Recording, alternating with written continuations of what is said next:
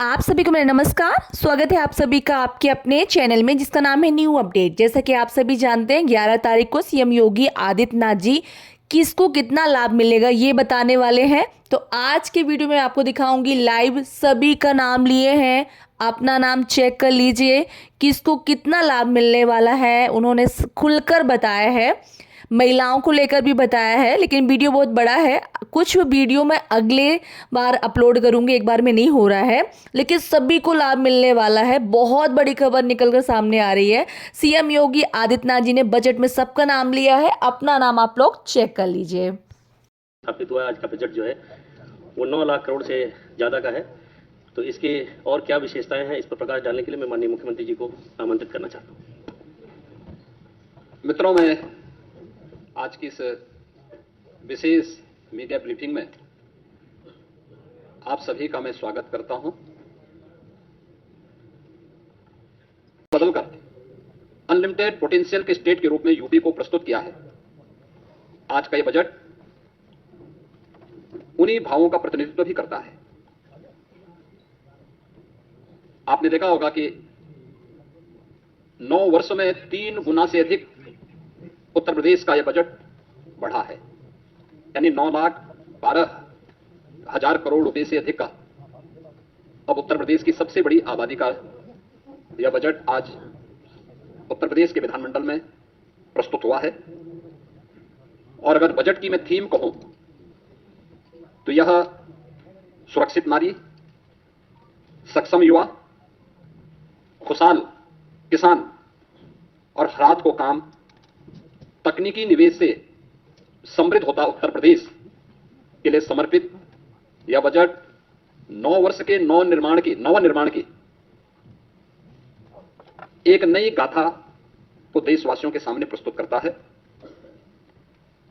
Budget की जो highlights हैं, जो आपने देखा है, इसमें 43,565 करोड़ रुपए से अधिक की धनराशि केवल नई योजनाओं के लिए इस बजट में उसमें प्रस्तावित की गई है।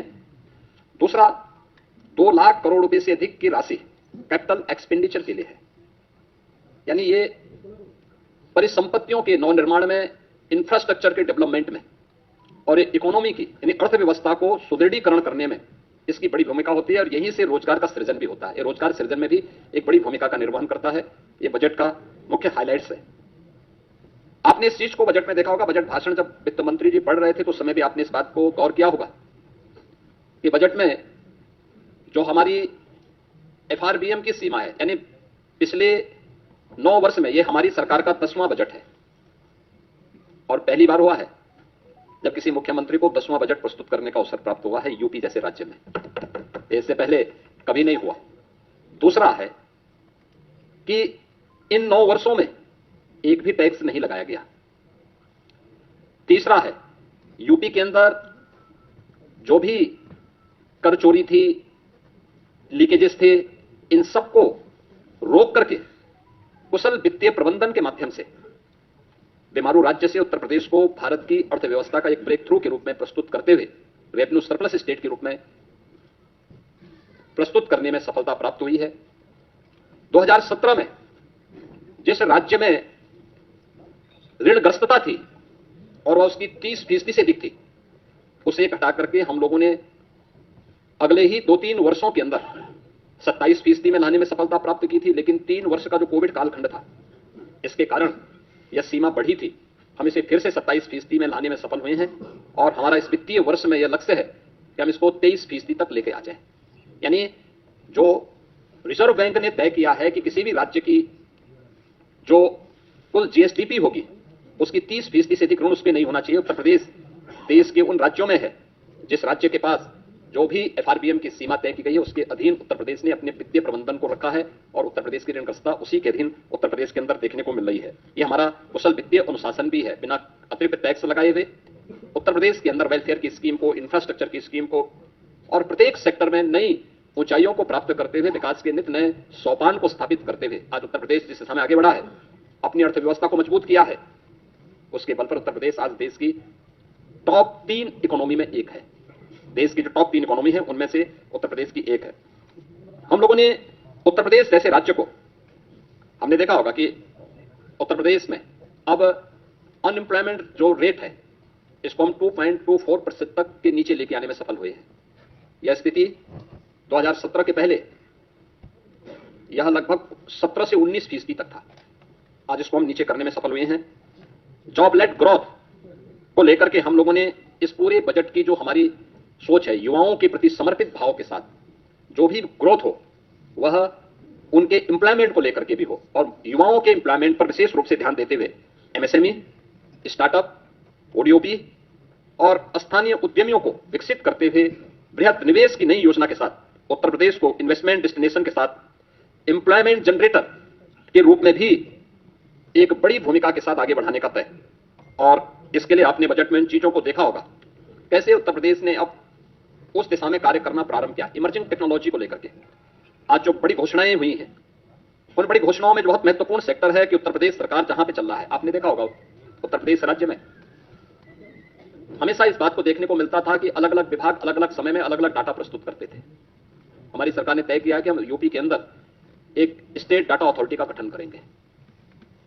स्टेट डाटा अथॉरिटी या उत्तर प्रदेश के अंदर रियल टाइम डाटा और उसकी रियल टाइम मॉनिटरिंग के साथ साथ उसके लिए भविष्य की योजनाओं को आगे बढ़ाने में भी एक बड़ी भूमिका का निर्वहन करेगा।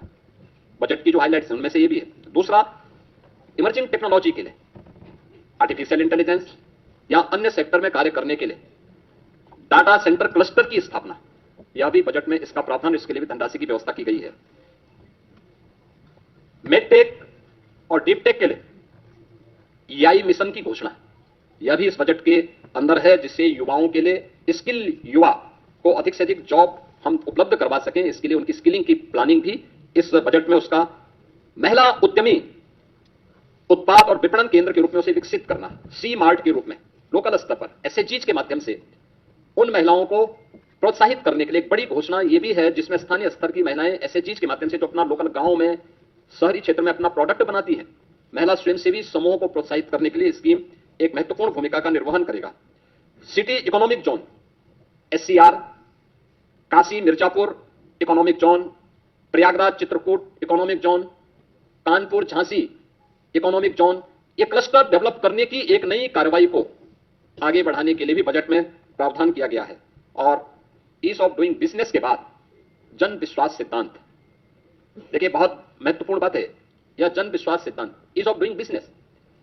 हम 17 में जब आए थे, यूपी का ईज ऑफ डूइंग बिजनेस में जो रैंकिंग थी वह लगभग 13-14 पे रैंकिंग थी हमारी। हम लोगों ने पहले 3 वर्ष के अंदर इसको नंबर 2 पर लाने में सफलता प्राप्त की। फिर यूपी ने चीफ अचीवर स्टेट के रूप में अपने आप को स्थापित किया। अब हम जन विश्वास सिद्धांत के रूप में निवेश करने वाले निवेशक को सिंगल विंडो सचमुच दिखाई दे, इसके लिए उन सभी चीजों में रिलैक्स करना, रजिस्ट्रेशन, लाइसेंसिंग आदि की कार्रवाई को अधिक सरल और सहज बनाने के लिए हमें इस दिशा में आगे कार्य कर, इस दिशा में इसको अब लागू करने की दिशा में यूपी आगे बढ़ा है। प्रदेश में डिजिटल एंटरप्रेन्योरशिप योजना, इस स्कीम को भी यूपी ने आगे बढ़ाने की दिशा में इस बजट में इस पर कार्य किया है। लेकिन इन सभी पर हमें सफलता तब मिली है जब प्रदेश के अंदर उस प्रकार के वातावरण को बनाने में हमें सफलता प्राप्त हुई। खासतौर पर उसके लिए प्रयास किए गए रूल ऑफ लॉ, यही रियल ग्रोथ है, यही उसकी गारंटी है। यानी rule of law real growth की गारंटी है। हर व्यक्ति सुरक्षा की गारंटी चाहता है और वह गारंटी आज यूपी दे रहा है। सुरक्षा है, स्मार्ट पुलिसिंग है और त्वरित न्याय व्यवस्था, यह नागरिकों को भी और निवेशकों को भी, दोनों को सुरक्षित और एक भरोसेमंद वातावरण देने में एक बड़ी भूमिका का निर्वहन करता है। इससे प्रदेश में एम्प्लॉयमेंट क्रिएट हुआ है दोनों स्तर पर। आप कोई सोच सकता था यूपी में 50 लाख करोड़ रुपए से अधिक का निवेश के प्रस्ताव आएंगे? यूपी का मृतप्राय सा हो गया एमएसएमई सेक्टर, फिर से ग्रोथ करके 3 करोड़ से अधिक नौजवानों के लिए नौकरी और रोजगार की संभावनाओं को विकसित करेगा। आज ये यूपी में संभव हो रहा है, आज ये यूपी में दिखाई दे रहा है, यूपी में हुआ है। और उसी दिशा में यह बजट इमर्जिंग टेक्नोलॉजी को फोकस करते हुए आज यहां पे प्रस्तुत किया गया है। इस बजट में कुछ अन्य सेक्टर को भी छुआ गया। अन्नदाता किसान, अन्नदाता किसान भारत जैसे कृषि प्रधान देश की अर्थव्यवस्था और उसके विकास की धुरी है। हमारा यह मानना है कि अन्नदाता किसान, यह अन्नदाता केवल लाभार्थी नहीं है, ये विकास का भागीदार है। अब अन्नदाता से उसे उद्यमी बनाने की दिशा में नए प्रयास क्या हो सकते हैं, इस दिशा में एक नए प्रयास, इस विकास की यात्रा में प्रदेश का अन्नदाता भी सक्रिय साझेदार बने, इस दिशा से कृषि को इनकम बेस्ड और वैल्यू एडिशन मॉडल के रूप में प्रस्तुत करने के लिए इस बजट में उसका प्रावधान किया गया है। इसके अलावा कृषि विभाग में डीजल पंप सेट को, जो भी प्रदेश के अंदर आपने देखा होगा, हम लोगों ने सिंचाई की क्षमता का विस्तार किया है। 40 लाख के आसपास ट्यूबवेल ऐसे थे जिनमें से 16 लाख ट्यूबवेल जिनका इलेक्ट्रिफिकेशन पहले से था, हमने उन्हें फ्री बिजली की व्यवस्था की। लेकिन 23 लाख ट्यूबवेल्स ऐसे थे जो डीजल से संचालित हो रहे हैं, उन्हें फेज वाइज सोलर के साथ जोड़ने की एक बड़ी स्कीम के लिए हम लोगों ने इस बजट में घोषणा की है।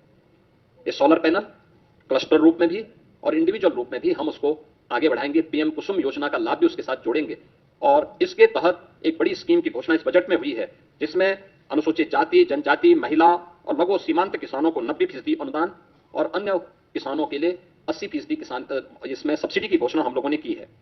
दूसरा है अंतर्राष्ट्रीय महिला किसान वर्ष 26 के तहत नाबार्ड नेप किसान के साथ एफपीओज हेतु भी एक रिवॉल्विंग फंड की व्यवस्था, यानी जो एफपीओज संचालित करते हैं उन एफपीओज के लिए भी उन्हें अतिरिक्त सुविधा और उसको फैसिलिटेट किया जा सके, इस दिशा से भी सरकार ने बजट में घोषणा की है। गन्ना के साथ ही तिलहनी और दलहनी अंतः फसली खेती, यानी अब तक होता क्या, हम एक फसल लेते थे एक समय में, गन्ना के साथ कोई दूसरी फसल नहीं ले पाते थे, इसके साथ भी उस दलहनी और तिलहनी फसलों को बोया जा सकता है, दोनों का लाभ होगा। लेकिन इससे पहले कुछ प्रगतिशील किसानों को हम लोगों ने प्रोत्साहित किया, लेकिन इस बजट में हम लोगों ने इसके लिए अच्छा प्रावधान किया है और यूपी के किसानों का जो प्रोडक्ट है वह एक्सपोर्ट हो सके, इसके लिए एग्री एक्सपोर्ट हब्स के रूप में हम लोगों ने नोएडा इंटरनेशनल एयरपोर्ट को विकसित करने की कार्रवाई आगे की है। इसमें उत्तर प्रदेश में कृषि और बागवानी उत्पादों की जो क्वालिटी है और उसका प्रोडक्शन है, इस दिशा में भी सरकार ने इस बजट में उसका प्रावधान किया है। वर्ल्ड बैंक के साथ हम लोग मिलकर के UP agrees platform, UP agrees के कार्यक्रम को आगे बढ़ा रहे हैं। हम लोगों ने इसके विस्तार की व्यवस्था भी की है और इसको एआई टूल्स के साथ जोड़ने की, यानी आर्टिफिशियल इंटेलिजेंस का उपयोग यहां पे कैसे हम कर सकते हैं, इसके बारे में भी एक बड़ी घोषणा इसमें की गई है। विश्व की सबसे बड़ी अन्न भंडारण योजना, इसमें उत्तर प्रदेश में इस बार हम लोगों ने बजट में 2 लाख मीट्रिक टन अतिरिक्त खाद्यान्न भंडारण की क्षमता विकसित करने का टारगेट भी तय किया है। यानी स्टॉक यहां पे प्रदेश के अंदर वेयर हाउसिंग का निर्माण हो, बड़े बड़े गोदाम बने, इसके लिए विशेष सब्सिडी की व्यवस्था, इसके लिए हमारी पहले से पॉलिसी है, उस पॉलिसी के दायरे में जो भी निवेश करना चाहेगा उसको हम प्रोत्साहित करेंगे और ये इस भी स्कीम हम लोगों ने दी है। इसके अलावा पशुओं को बीमा सुरक्षा देने के उद्देश्य से मुख्यमंत्री जोखिम प्रबंधन और पशुधन बीमा योजना में भी हम लोगों ने एक प्रावधान किया है, जिसमें 85% तक जो प्रीमियम होगी वह सरकार देगी और सरकार ने उसके लिए व्यवस्था की है। प्रदेश में मछुआरों को बेहतर मूल्य दिलाने के लिए state of art wholesale fish मंडी और फिश प्रोसेसिंग सेंटर के लिए भी धनराशि की व्यवस्था स्टेट में की है। लैंड लॉक्ड स्टेट में यूपी की प्रगति इस दिशा में देश के अंदर अग्रणी राज्यों में है और इस दिशा में उस जो कार्य करने की संभावनाएं हैं, इसमें वर्ल्ड फिशरीज प्रोजेक्ट सेंटर की स्थापना का भी एक बड़े कार्यक्रम को हम आगे बढ़ा रहे हैं, जिसको एक सेंटर ऑफ एक्सीलेंस के रूप में विकसित करने की कार्रवाई को भी व्यवस्था की है। 4 चीनी मिलों की क्षमता संवर्धन के प्रावधान को, जिसमें छाता मथुरा के अश्वनी और logistic hub bearing house complex हेतु भी धनराशि का प्रावधान किया है और अन्य चीनी मिलों में भी इसकी व्यवस्था के प्रावधान किए गए हैं। मित्रों, बजट में अलग अलग विभागों के लिए सभी बजट प्रावधान में काफी वृद्धि की गई है। खासतौर पर जो बजट के प्रावधान हुए हैं, इसमें हमारा अवस्थापना और औद्योगिक विकास के लिए भी इसमें काफी वृद्धि हुई है। आगरा लखनऊ से हरदोई फर्रुखाबाद गंगा एक्सप्रेसवे की कनेक्टिविटी के लिए धनराशि की व्यवस्था की गई है। गंगा एक्सप्रेसवे से प्रयागराज, मिर्जापुर, वाराणसी, चंदौली, सोनभद्र तक यानी शक्तिनगर तक इसके विस्तार की घोषणा हुई है। गंगा एक्सप्रेसवे को मेरठ, हरिद्वार तक ले जाने के लिए भी बजट में घोषणा की गई है और पूर्वांचल लिंक एक्सप्रेसवे को यानी सोनभद्र के शक्तिनगर तक, चंदौली, गाजीपुर तक ले जाने के कार्यक्रम को भी हम लोगों ने आगे बढ़ाया है। यूपी बायोफ्यूल प्लास्टिक केंद्र को भी विकसित करने की कार्रवाई को हम लोगों ने आगे बढ़ाया है और एफडीआई फॉर्च्यून 500 के अंतर्गत आने वाली जो कंपनियां एफडीआई के लिए आने वाली कंपनियों के लिए भी विशेष प्रावधान हम लोगों ने इस बजट में उसकी घोषणा भी की है। इसके साथ ही एमएसएमई सेक्टर में काफी बड़ी संख्या में हम लोगों ने इसको प्रोत्साहित करने के लिए कार्य किया है और एक बड़ा घोषणा, हर जिले में स्किल डेवलपमेंट के एक बड़े केंद्र को, जहां से हम हब एंड स्पोक मॉडल पर उस कार्यक्रम को आगे बढ़ा सकते हैं। इसके तहत सरदार वल्लभ भाई पटेल एम्प्लॉयमेंट जोन, इसके लिए भी प्रावधान की घोषणा की है, जिसमें 50 एकड़ से लेकर के 100 एकड़ क्षेत्रफल के एक बड़े क्लस्टर में स्किल डेवलपमेंट कार्यक्रम के साथ ही अन्य कार्यक्रमों को भी लागू करने का एक विशेष कार्यक्रम किया गया है। वन डिस्ट्रिक्ट वन कुजीन योजना के अंतर्गत भी स्थानीय खाद्य पदार्थों की ब्रांडिंग की जा सके, इसको प्रोत्साहित करने का भी प्रावधान इस बजट में किया गया है और उनके लिए विशेष प्रावधान किया गया है। उत्तर प्रदेश के युवाओं के लिए उन्हें डिजिटली सक्षम बनाने के लिए हम लोगों ने स्वामी विवेकानंद युवा सशक्तिकरण योजना के अंतर्गत जो चालू वर्ष में उनके लिए टैबलेट या स्मार्टफोन वितरण के कार्यक्रम के लिए धनराशि की व्यवस्था भी इस बजट में की है। और इसके साथ ही एमएसएमई सेक्टर में खासतौर पर जो पुराने कंबल कारखाने थे, उन कंबल कारखानों को आधुनिकीकरण करने की दिशा में, क्योंकि हर वर्ष हम लोगों को गरीबों को कंबल वितरण करने के लिए अतिरिक्त प्रावधान करने पड़ते हैं, उसके लिए भी हम लोगों ने इस बजट में इसका प्रस्ताव किया है। आईटी एंड इलेक्ट्रॉनिक सेक्टर के लिए विशेष, जिसमें उत्तर प्रदेश एआई मिशन की व्यवस्था, एआई सेंटर ऑफ एक्सीलेंस